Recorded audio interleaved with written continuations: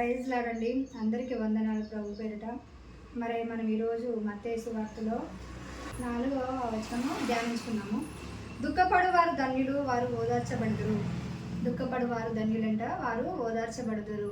ఈ మాటను యేసయ్య తను పలికిన మాట, శిష్యులతో పలికిన మాట. దుఃఖం అంటే ఏమిటి? మరి మన ఈ లోకంలో జీవించినప్పుడు మనకి ఎన్నో దుఃఖాలు వస్తాయి. ఆరోగ్యం గురించి దుఃఖము, కుటుంబ సమస్యలు, పిల్లల గురించి, వ్యాధి బాధలు, ఏదైనా మరి మన ఈ లోకంలో జీవిస్తున్నప్పుడు ఎన్నో శ్రమల గుండా వెళ్ళినప్పుడు మనం దుఃఖిస్తూ ఉంటాము. అలాంటి దుఃఖం గురించి చెప్పలేదు ఇక్కడ. దుఃఖపడవారు ధన్యులు, ఓదార్చబడదురంటే మరి ఒకపరమైన దుఃఖంలో మనం వెళుతున్నప్పుడు మరి ఓదార్పు అవసరమే, కాదని కాదు. మరి యేసయ్య తన పరిచర్యలో మరి సువార్త చేస్తూ వెళ్ళినప్పుడు పల్లెటూరులో కుష్ఠరోగి వచ్చి, ప్రభువా మరి నన్ను శుద్ధి చేయవా అన్నప్పుడు, దుఃఖంతో వచ్చినప్పుడు ఆ కుష్ఠరోగిని దేవుడు స్వస్థపరుస్తాడు.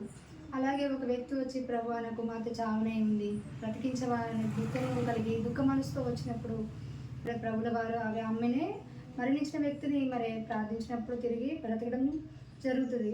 మన దేవుడు ఈ లోకంలో దుఃఖములు తీసివేయడా అని అంటే తీసివేయడని అర్థం కాదు. అవన్నీ మనకి దేవుడి కృపను బట్టి మరి మన దుఃఖంని ఆయన ఓదార్చే దేవుడు, ఓదార్పునిచ్చే దేవుడే. కానీ ఇక్కడ చెప్పబడిన కొండ మీద ప్రసంగంలో చెప్పబడిన వాక్యం ఏంటంటే, ఆత్మ విషయంలో దుఃఖము అంటే మన మారు మనసుకు సంబంధించిన దుఃఖము, రక్షణకు సంబంధించిన దుఃఖము, పశ్చాత్తాపము మనకి అవసరమే ఉంది. అంతేకాకుండా యేసయ్యను మరి సిలువ వేస్తున్నప్పుడు, బరబ్బకు బదులు యేసయ్యను సిలువ వేస్తున్నప్పుడు, ఆ సిలువను మోస్తూ వెళ్తున్నప్పుడు ఆ పరిస్థితిని చూసి అక్కడున్న స్త్రీలందరూ ఏడుస్తూ ఉంటారు ప్రభు యొక్క బాధను బట్టి.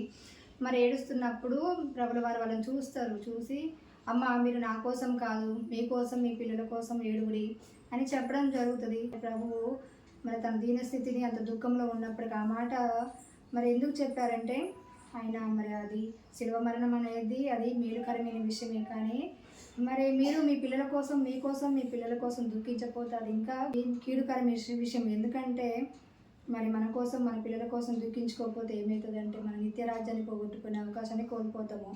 ప్రభుల వారు మరి తన బాధలో అంత స్థితిలో ఉన్నప్పటికీ మన కోసం మరి మన పిల్లల కోసం ఆలోచించి వాక్యం చెప్పడం జరిగింది. మరి దేవుని నమ్ముకున్న ప్రియ బిడ్డలారా, మరి వాక్యం చూస్తున్నారు. మరి ప్రభు వారు ఎలాగైతే ఇతరుల గురించి ఆలోచించి తన బాధలో ఉన్నప్పటికీ కూడా, ఎంతో వేదనలో ఉన్నప్పుడు కూడా మరి మీకోసం మీ పిల్లల కోసం వేయమన్నారు. మరి అలాగే మీరు కూడా మరి మనం దుఃఖంలో ఉన్నప్పటికీ కూడా అలాగే మీరు బాధలలో పరలోకము మరి రక్షణకి సంబంధించిన దుఃఖించేవని మరి ఇతరులకు ఈ వాక్యంని మరి బోధించే వారిగా మీరు ఉన్నారా? మనము మరి మన కుటుంబాల కోసం దుఃఖించాలి, మన పిల్లల కోసం దుఃఖించాలి, అంతేకాకుండా నశించిపోసిన ఆత్మల కోసము మరే దుఃఖించాలి. మరి ఇది ఇలా దుఃఖించినప్పుడు రక్షణార్థ దుఃఖం అంటారు. ఇలా మరి ఈ దుఃఖము గురించి ప్రభుల వారు రాయడం జరిగింది. మరి ఇది ఇలా చేసినప్పుడు ఏమవుతుందని ప్రభు రాజ్యము కట్టబడుతుంది.